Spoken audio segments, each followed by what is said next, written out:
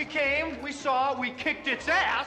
David Lowery's latest film, A Ghost Story, was one of the big hits of both of this year's Sundance festivals, and now it's in UK cinemas from Friday. David, huge congratulations on the film. It really is the most extraordinary piece of cinema. Where did you get the idea from? I don't want to, diminish the myth of the movie by any means, but it kind of just came out of nowhere in some respects. I had the idea of making a film about a ghost in a bedsheet a long time ago. That was an image that I wanted to utilize. I didn't know when or where or in what movie or how I'd make use of it, but I knew that I wanted to make a film with a ghost that looked like that. And one day last spring, I just sat down with that image in my mind and started writing, and within one sitting I had the first draft of the screenplay, which was very short, so it wasn't hard to write it in one sitting. I did one more draft, and then we decided to make it. So we made it so quickly and so spontaneously that it's hard for me to think back to where it came from, because I didn't put that much thought into it. It was a very spontaneous creation, and I normally overthink everything. It takes me forever to get anything done because I overthink it to the nth degree, but in this case I didn't, and I think that's to the movie's benefit. Had I overthought it, I probably would not be sitting here today. And it opens with those very quiet, intimate scenes, and they're so quiet that I wondered if perhaps you were taking a risk with them, because it would be very easy for the audience to overlook what's actually being said, and yet it's quite crucial to the story. It definitely. I mean, there were a lot of risks in this movie. I'll be frank about that. Like there were many risks, and the quiet of the opening scenes was probably the least on my mind. But I definitely was. I probably spent more time editing that opening scene than any other part of the movie. Those sequences at the beginning that kind of like serve as a prelude to the film were the hardest to nail down. And I tried any number of combinations of, we shot so much material with Casey and Rooney. We shot for 2 days with them, which isn't that much in the grand scheme of things, but for this movie that was a lot of time. And we shot 2 days of them just, focusing on them as a couple, going through moments in their lives, finding little moments of meaning between the two of them. And so we had all of this footage and finding the right balance of it, finding the right amount of information, the right amount of tone, the right quality, and just that je ne sais quoi that could kick the movie off on the right note was really difficult, because too much, if we gave too much away, it just kind of kicked the movie off in the wrong fashion. But if we gave the audience too little, then they wouldn't have enough to build upon. And so it was really a tricky balancing act, and right now it's very quiet, it's very minimalist, and if you aren't paying attention, you will miss something that is crucial. But I feel like even if you miss it, it's going to be there. Like you may catch up. You can catch up, and you may recall. At a certain point, you may be like, "Oh wait, this feels familiar. Why does this feel familiar?" And maybe you'll remember that it's something that's been mentioned earlier in the film. Maybe you won't, but nonetheless, it's a little earworm that will slip in there and hopefully do its work.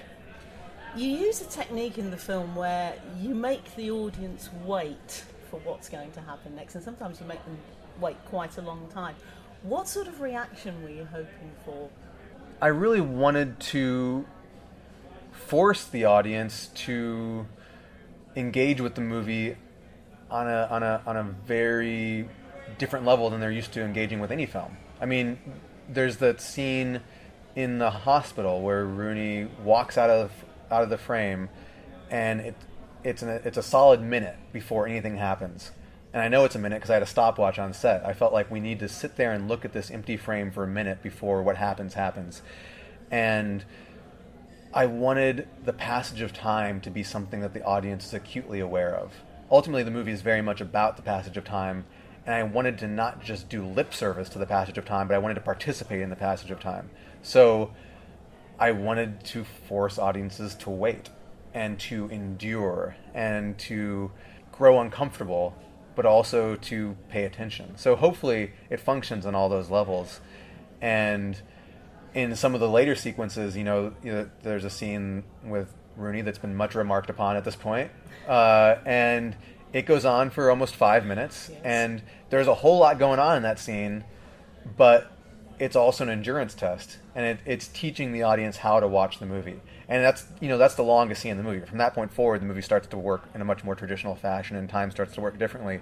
But you have to get through that scene to get to that point. And once you've made it through that scene, I think the movie has revealed itself. If you call it quits at that point, it's okay. Like, that's sort of like the make it or break it point. But if you get through that scene, you hopefully understand the level on which the film is operating and are able to engage with it on the level that I intended audiences to engage with it.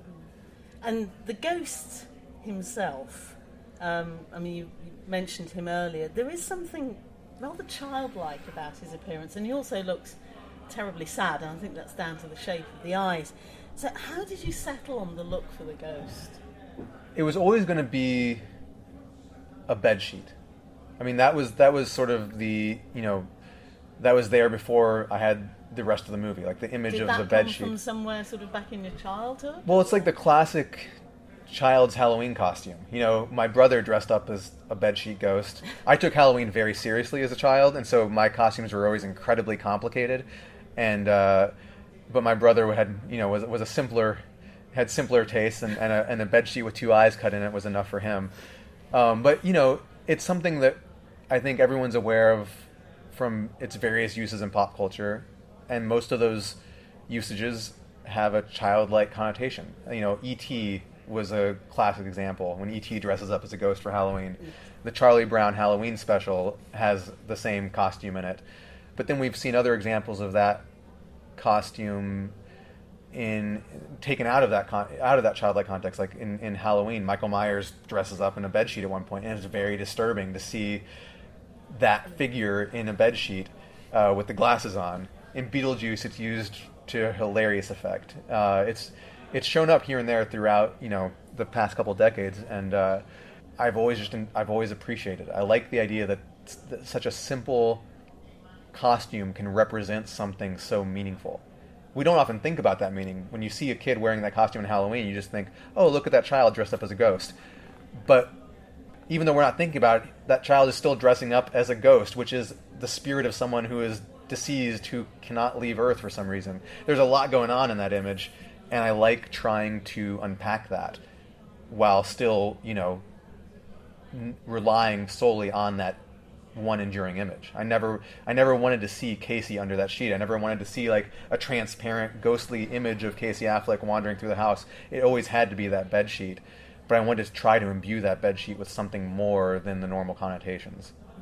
And you've said who's underneath the sheet, but of course there is another ghost in the film as well that lives next door. Yes. That looks perhaps like it might be female, and I was just wondering who was underneath that sheet. That ghost, we affectionately referred to that character as the grandma ghost, because the floral bed sheet just felt very grandmotherly, but that was me under that sheet. Really? That was my cameo. Partially because there was no one else on set to wear it that day, and also because I really wanted to know what I was asking Casey to do. I wanted to feel his pain, because that costume is not comfortable whatsoever, and I felt it was my duty to assume the mantle for a few hours at least. And you've mentioned Casey there, and you've also mentioned Rooney, and it reunites them after Ain't Them Bodies Saints. I wondered what you thought made them so magical on the screen together. I don't know what makes them so magical, but there's no denying that they have a intense chemistry together. When we did Ain't Them Bodies Saints together, they weren't supposed to have but one scene together at the beginning of the film. And it's not even the scene that's now at the beginning of the film. It was a different scene. And we started shooting with them, their schedules kind of overlap. We shot Casey's half of the movie, and then we shot Rooney's half of the movie, and they had 2 days in the middle where they overlapped, and we shot a scene of them together. And that scene was so electric and so dynamic, and the chemistry between them was so palpable that I quickly wrote more scenes for the two of them, and the movie changed as a result. It became more of a love story because they just were so wonderful together.